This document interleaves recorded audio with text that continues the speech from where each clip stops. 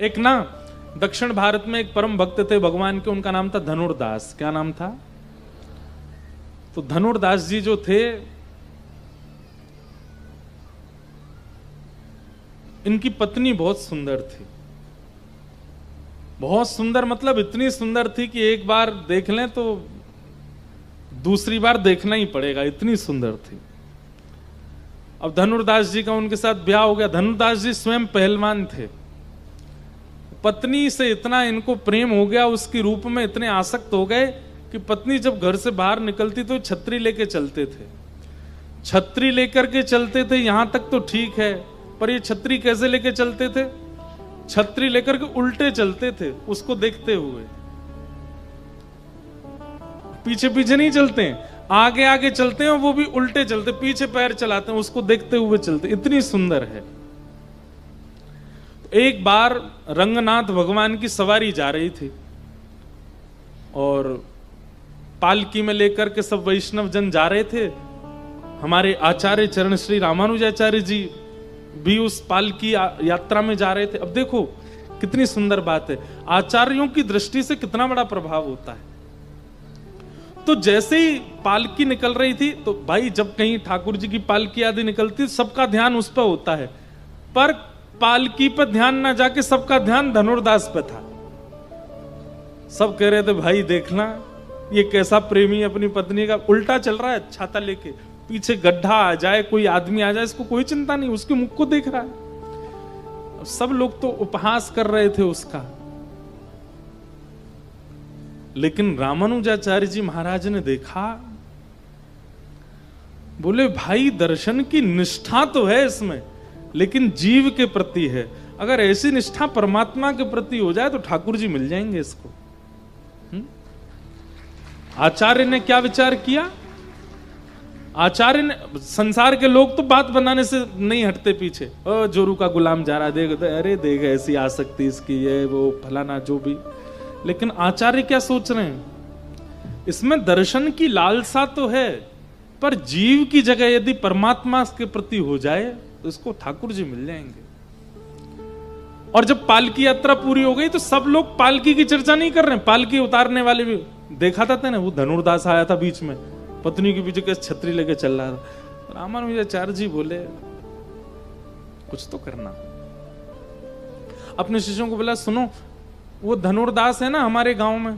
बोले अरे हाँ महाराज जी, वही उसी की बात कर रहे थे, छतरी लेके चल रहा था।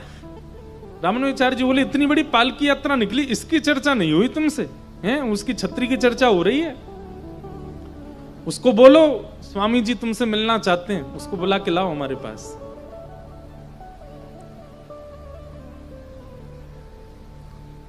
धनुर्दास से किसी ने जाकर के कहा, बोले स्वामी रामानुजाचार्य जी ने आपको बुलाया है। धनुर्दास आया, चरणों में प्रणाम किया। स्वामी जी महाराज बोले आज पालकी यात्रा में हमने जो दृश्य देखा वो पूरी दुनिया ने भी देखा। तुम अपनी पत्नी के ऊपर छतरी लेके वो भी उल्टे उल्टे चलते हो। धनुर्दास बोले महाराज जी मैं क्या करूं, वो है ही इतनी सुंदर, मैं उसको देखे बिना रह ही नहीं पाता। रामानुजाचार्य जी बोले अगर तुम्हारी पत्नी से सुंदर कोई आ गया तुम्हारे आगे तो? ऐसा तो है नहीं कि तुम्हारी पत्नी से सुंदर कोई नहीं होगा। तो धनुर्दास आचार्य के सामने क्या बोलता है? बोले मैं आपको लिख के दे सकता हूं, मेरी पत्नी से सुंदर तो कोई नहीं होगा दुनिया में। तो रामानुजाचार्य जी और प्रसन्न हो गए, बोले इसको विश्वास भी कितना है कि उससे अच्छा कोई है नहीं। ये अगर ठाकुर जी के प्रति हो जाए ऐसी भाव कि मेरे नाथ से बढ़िया कोई और नहीं, तो इसके अंदर सारे गुण हैं भगवत प्राप्ति के, लेकिन केवल जीव से हट करके परमात्मा में जोड़ना। बोले अगर तुम्हारे सामने तुम्हारी पत्नी से सुंदर कोई आ गया तो तुम क्या करोगे? बोले पहली बात तो कोई आएगा नहीं, लेकिन फिर भी कोई आ गया तो मैं आपको वचन देता हूं, मैं जीवन भर के लिए उसका दास बन जाऊंगा अगर मेरी पत्नी से सुंदर कोई आ गया तो। रामानुजाचार्य जी बोले चलो मेरे साथ। शेषनाग पर पौड़े हैं श्री रंगनाथ भगवान। कभी साउथ में जाइए, त्रिचिरापल्ली में क्या अद्भुत दर्शन है ठाकुर जी का। शेष राम जी के कुल देवता हैं, साक्षात शेषनाग पर पौड़े हैं। जैसे ही स्वर्ण द्वार खुले, श्रीरंगम मंदिर का नाम है, और द्वार खुलते ही रामानुजाचार्य जी ने वंदन किया, बोलो भगवान ये आपके सामने जो अर्चक खड़ा है धनुर्दास, मेरी आपसे प्रार्थना है एक बार इसको अपने वास्तविक रूप का दर्शन करा दो, बस एक बार। इतने में ही शांताकारं भुजगशयनं पद्मनाभं सुरेशं विश्वाधारं गगनसदृशं वेदवर्णं शुभांगं। जैसे ही ठाकुर जी प्रकट हुए, शंख चक्र गदा पद्म धारण करके धनुर्दास के सामने जैसे ही ठाकुर जी खड़े हुए, रूप माधुरी को देख करके धनुर्दास तो पत्नी वत्नी सब भूल गया अपनी। आहा क्या नेत्र कटाक्ष कमल जैसे, क्या नासिका, क्या सुंदर कपोल, क्या हस्त कमल। रामानुजाचार्य जी बोले कहो धनुर्दास, है तुम्हारी पत्नी से सुंदर? नेत्र सजल हो गए, नेत्रों से अश्रु प्रपात होने लगा, धनुर्दास के चरणों में गिर गया। बोले मैं जीवन भर विषयी रहा, विषय में आसक्त रहा, लेकिन आज आचार्य आपने मेरे नेत्र खोल दिए। दौड़ करके गया, अपनी पत्नी को पकड़ करके लाया। बोले आज से मैं और मेरी पत्नी दोनों आपके दास हैं, मंदिर की सेवा करेंगे, ठाकुर जी की सेवा करेंगे, और बस पूरे समय मंदिर। सब जो हंसी उड़ा रहे थे धनुर्दास की देखते रह गए, और केवल कुछ क्षणों के अंदर उसको इतना रस से युक्त कर दिया कि ठाकुर जी ने उसका आस्वादन करके रास बिहार कर दिया। ये रास है। रस तो आप क्या सोचते हैं धनुर्दास हम नहीं, हम भी धनुर्दास जैसे ही हैं। हम लोगों में भी सुनने की आसक्ति है, हम लोगों में भी देखने की आसक्ति है, हम लोगों में भी स्वाद की आसक्ति है, हम लोगों में भी सूंघने की आसक्ति है, हम लोगों में भी स्पर्श की आसक्ति है, लेकिन संसार के प्रति है, ठाकुर जी के प्रति नहीं। कोई आचार्य जीवन में आएंगे, कोई महापुरुष की वाणी ऐसी जीवन में आएगी, आपकी सर्वांगीण इंद्रिय जब जगन्नाथ जी के आस्वादन में लग जाएगी, उसी दिन रस रास में परिवर्तित हो जाएगा, उसी दिन रास हो जाएगा, रास का अनुभव हो जाएगा। इसलिए सुनते रहिए आचार्यों को, महापुरुषों को सुनते रहिए, पता नहीं किसकी वाणी से परिवर्तन हो जाए और हमें रास का अनुभव हो जाए। रास का मतलब नृत्य नहीं होता, रास का मतलब नाचना नहीं होता, रास का मतलब है प्रायोरिटी। महाप्रभु जगन्नाथ जी इतनी प्रायोरिटी दे रहे हैं कि द्वार पर ही आकर के खड़े हो गए, तेरे संग ही खाऊंगो, तेरे संग ही रहूंगो, तू जहां जाएगा वहीं जाऊंगो। ये रास है।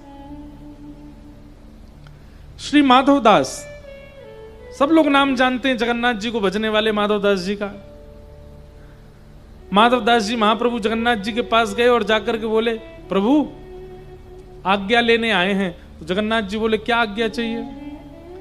बोले बहुत दिन हो गए जगन्नाथपुरी में, मेरा मन हो रहा है कि मैं वृंदावन जाके ब्रजमंडल में दर्शन करके आऊं। तो महाप्रभु जगन्नाथ जी नेत्र सजल हो गए। माधवदास बोले क्या हो गया जय जय, आप ऐसे परेशान क्यों हो गए? तो जगन्नाथ जी बोले तू चलो जाएगो ब्रज, मेरो मन कैसे लगेगा जगन्नाथपुरी में? ये रास है। ठाकुर जी कह रहे मेरा मन तेरे बगैर कैसे लगेगा, तू चला जाएगा तो। हमसे कभी कहते हैं? हमसे नहीं कहते। हम जगन्नाथपुरी गए और कब कब में बाहर आ गए, ठाकुर जी को कोई कुछ नहीं हुआ। क्यों? अभी रास की अवस्था आई नहीं। रास की अवस्था आ जाएगी तो ठाकुर जी सामने से जाने नहीं देंगे, बैठा लेंगे। मतलब आप उनको देखने के लिए लालायित हैं, वो रस है। वो आपको देखने को लालायित हो जाए, वो रास है। माधवदास जी बोले जय जय कुछ नहीं होगा, आप विराजे रहो, मैं जा रहा हूं कुछ दिन वृंदावन। तो ठाकुर जी बोले एक काम करो, हमको संग ले चलो।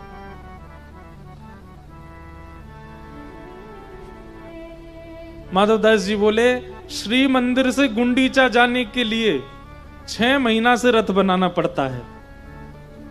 नेक दूर जाने के लिए 6 महीने नंदी घोष रथ का निर्माण करना पड़ता है।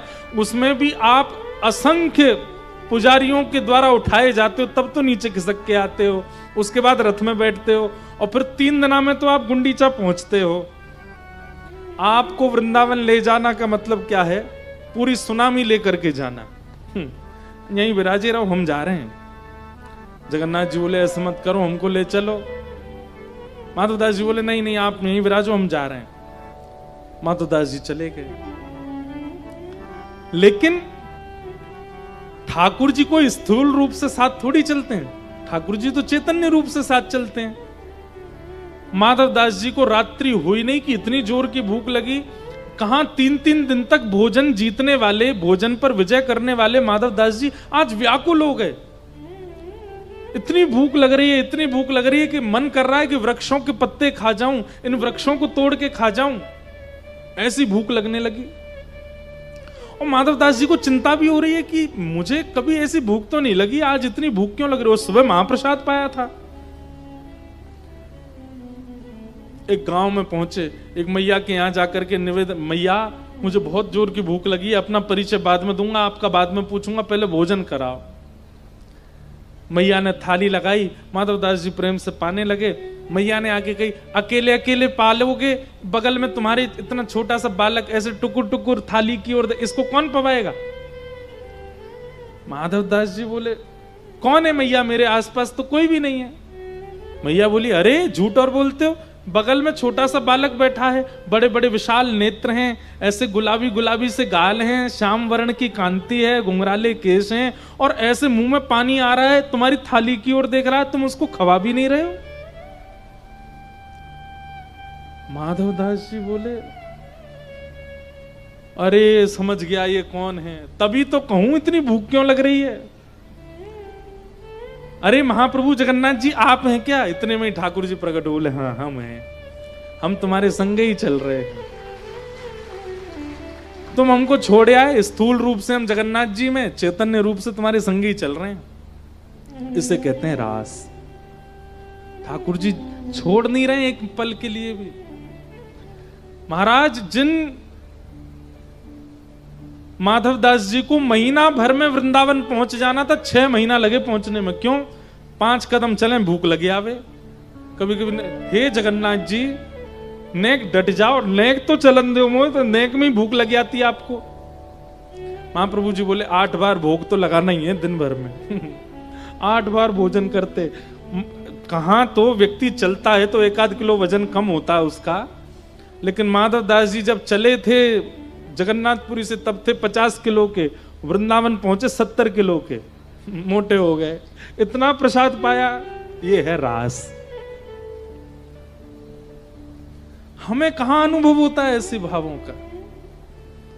रास का मतलब नाचना नहीं होता है। गोपियों के साथ ये लीला की है ठाकुर जी ने, इसको रास कहते हैं। अब आप कहेंगे तो फिर नृत्य क्यों, महाराज के नाम पर नृत्य क्यों होता है। अरे भाई, जब आपको पता चल जाए कि ठाकुर जी आपके हो गए, आपके पास आ गए, तो आप नृत्य ही तो करोगे। व्यक्ति जब अति प्रसन्न होता है तो ना नाचना जानने वाला व्यक्ति भी नृत्य करता है। गोपियों ने इसलिए नृत्य किया, बाकी नृत्य जो किया है वो रास नहीं है, उससे पहले जो जो हुआ है वो रास है। आज शरद पूर्णिमा के चंद्रमा उदित हुए आकाश में।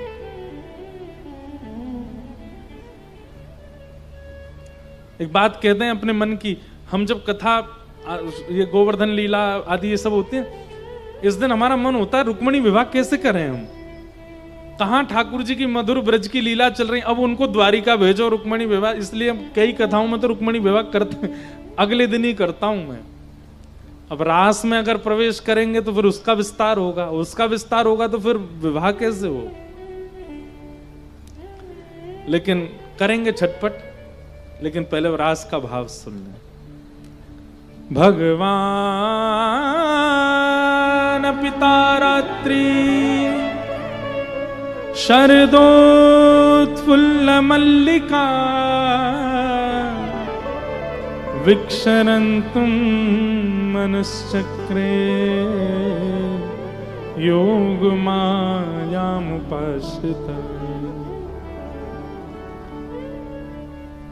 भगवान, रास के प्रारंभ में ही जो शब्द प्रयोग किया गया भगवान, बोले भैया सावधानी से सुनना। इस लीला को सुनने के बाद कईयों के चित्त में प्रश्न प्रकट हो सकता है, परंतु ये बात याद रखना, ये लीला कोई बालक नहीं कर रहा है, साक्षात भगवान कर रहे हैं। भगवान ने पहले ही गोपियों को निवेदन कर दिया था कि शरद पूर्णिमा की रात्रि पर हम आपके साथ रास विहार करेंगे। बंधुओं, ब्रज में लाखों गोपियां हैं, और ये सब गोपियां कौन हैं?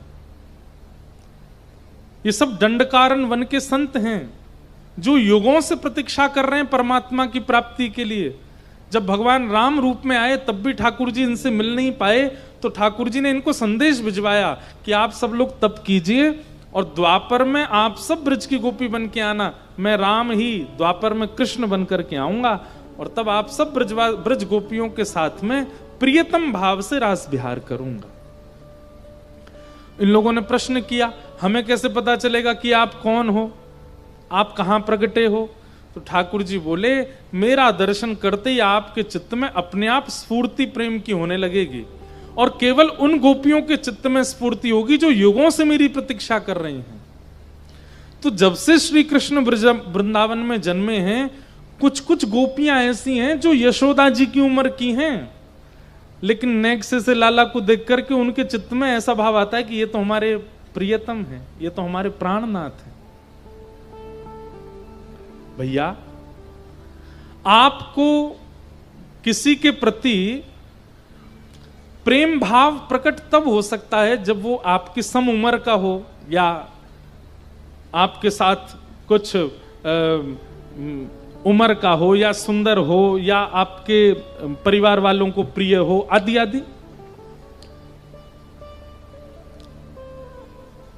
5 दिन 5 महीने के बालक से प्रेम हो रहा है, और वैसा प्रेम की एक जैसे प्रियतमा प्रियतम के प्रति करती है।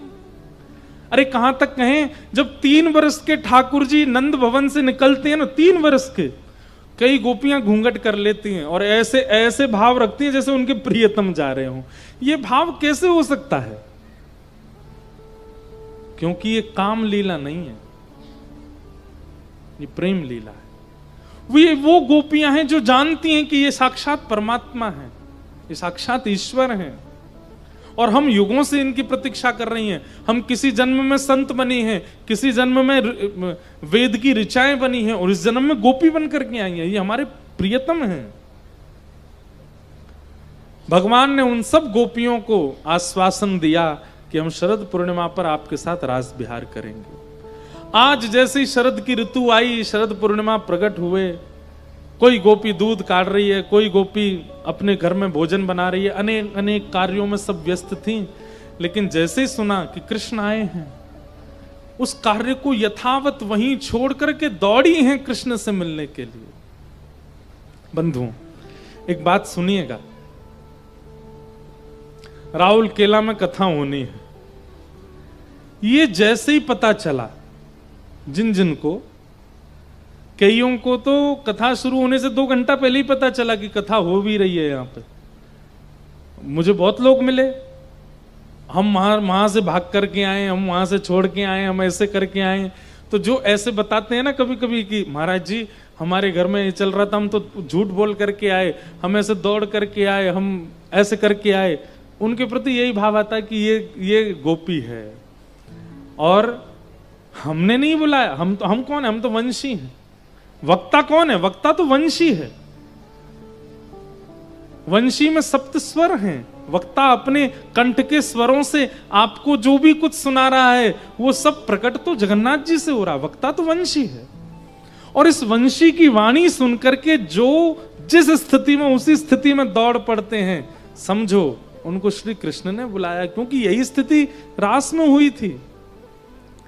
भगवान ने जैसे ही अपनी वेणु का नाद करना प्रारंभ किया तो कई लोगों को तो लग रहा था कि कृष्ण वंशी बजा रहे हैं, कई गोपियों को लग रहा था आहा कितना सुंदर राग बजा रहे हैं। लेकिन कृष्ण प्रेम में जितनी गोपियां थीं उन सबको लग रहा था ना तो वंशी बज रही है ना राग बज रहा है, श्री कृष्ण हमें बुला रहे हैं, और उसी समय वे दौड़ पड़ी हैं मिलने के लिए।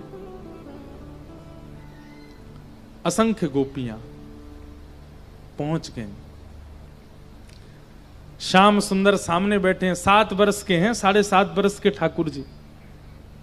और यहां सब बड़ी बड़ी गोपियां, कई यशोदा जी की उम्र की हैं, कोई यशोदा जी से भी बड़ी उम्र की हैं, कोई छोटी छोटी हैं। मतलब 6 वर्ष से लेकर के 80 वर्ष तक की सब गोपियां हैं सामने।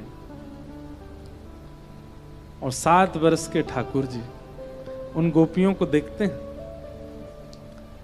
और देख करके कहते हैं, स्वागतम वो महाभाग प्रियम किम करवाणि व